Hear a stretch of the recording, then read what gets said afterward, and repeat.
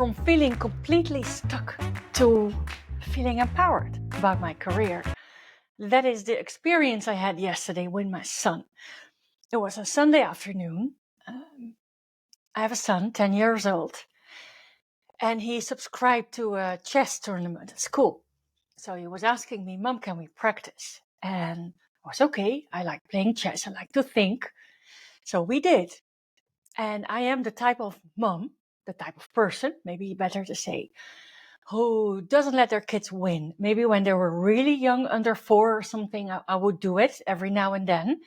But otherwise, I mean, you win, you lose, you lose. You need to, when you fall, when you lose, you need to learn how to stand up. And on the other side, I just love to win myself. So we were playing chess, and the first match, I was towards winning. But then I lost. And I was so in the winning mode. But anyway, second game, we played 3 games. Second game, I lost again. And at the end, I only had my king left, and he was chasing me with his queen and the bishop. And I was in the corner. I was back in the corner. And it felt so annoying. There was nowhere to go. And then, of course, I lost. And exactly that moment, I know when I was, and we played a third game and I lost again. And then, okay, that was it. That was it for the Sunday. Tomorrow, I'm refreshed. I'm not so irritated anymore by losing all the time. And I did not let him win. I really tried my best to win, but I just didn't manage. Anyway, when I was thinking back Sunday night on the couch under a blanket, it's cold in here right now, November. I was thinking, feeling stuck, feeling backed into a corner, that is exactly how I felt often in my working environment when I wasn't, when I was still working for companies.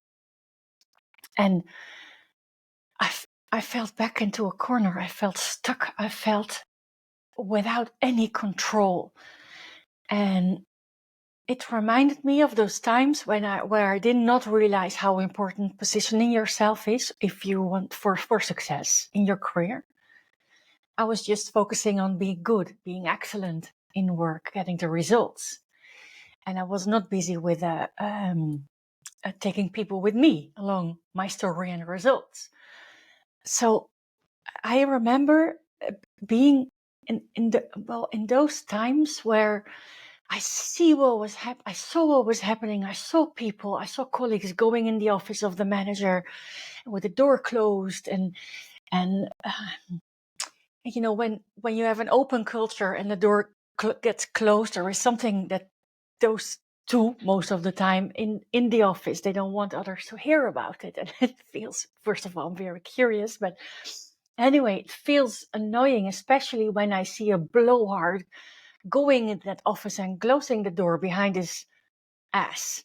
And yeah, I was just picturing the conversations behind those closed doors.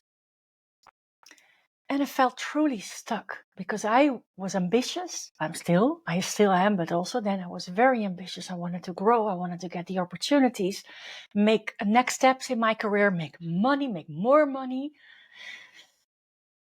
And I wasn't doing it. And in fact, people with less experience, with less results, they were getting these chances. And it felt stuck. It felt being without any control, being without power. It felt like everybody was taking my space. I know sounds like a victim, but that's how I felt. I was a victim because I did also not take leadership because I was being a victim. Victims don't take leadership. And, without judgment, right? So that reminded me that playing chess last night, yesterday afternoon with my 10-year-old, I really couldn't win. And then especially that the second game with the bishop and his queen, and I just had my king left. He had more left, huh? Don't get me wrong, but with those two, he was putting me in a corner until I lost. And if you recognize, not with playing a game, because losing a game with your kid, it's not that important. At least I don't find it. I find it annoying, but not important enough to be spending the rest of the day watching YouTube tutorials on how to play chess, how to win from your 10-year-old. But if it's about career and you feel stuck, you feel backed into a corner, that is the last thing you want for yourself. Because when you feel backed in a corner, you don't have any control, you don't have any leadership, you don't have any opportunity to get out of it.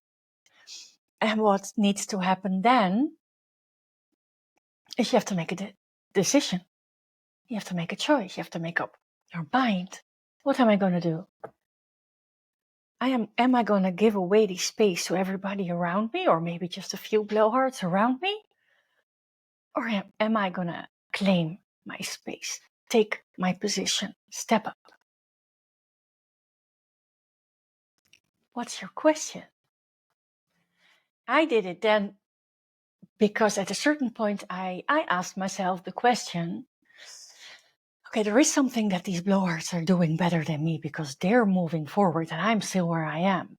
So I figured out what it was. And my answer clearly was they position themselves. They speak up for, I don't know what, but they do it with success.